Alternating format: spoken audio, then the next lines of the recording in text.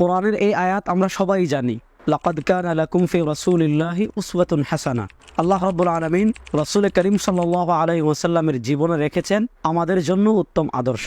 রাসূল করিম সাল্লাল্লাহু আলাইহি ওয়াসাল্লামের সিরাত, এটা যে পড়তে হবে, জানতে হবে।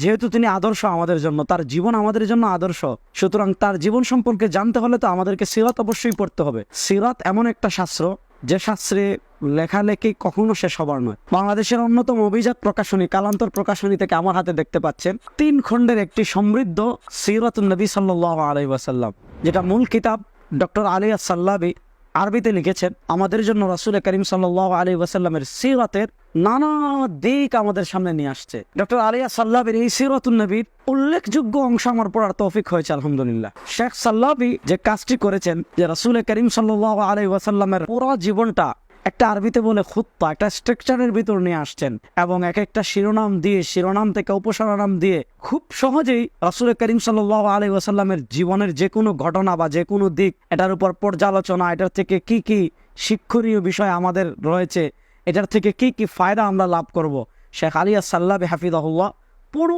বিস্তারিতভাবে আলোচনা করেছেন। এজন্য রাসূল করিম সাল্লাল্লাহু আলাইহি ওয়াসাল্লামের সিরাত আমাদের সমাজের প্রত্যেকটা স্তরে ছড়ানো দরকার, এবং প্রত্যেকেরই সিরাত সম্পর্কে জানা দরকার। তো সিরাত সম্পর্কে আমরা যারা আরবি জানি, আরবি কিতাব তো আমরা পড়ব। যারা আমরা আরবি জানি না, বাংলা ভাষায় একটি গ্রহণযোগ্য সিরাত, যেটা আমরা সাধারণ মানুষ যারা আছি আমরা নির্দ্বিধায় পড়তে পারি, এই ধরনের একটা সিরা হলো সিরাতুন নবী সাল্লাল্লাহু আলাইহি ওয়াসাল্লাম, যেটা কালান্তর প্রকাশনী থেকে 3 খণ্ডে প্রকাশিত হয়েছে।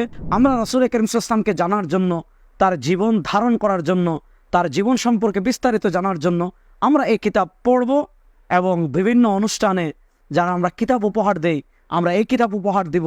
বিভিন্ন পাঠাগারে, বিভিন্ন লাইব্রেরিতে এই কিতাবটি রাখবো, যাতে যারা রাসূলুল্লাহ সাল্লাল্লাহু আলাইহি ওয়াসাল্লামের সিরাত সম্পর্কে জানতে চায় তারা এই কিতাবটা পড়তে পারে।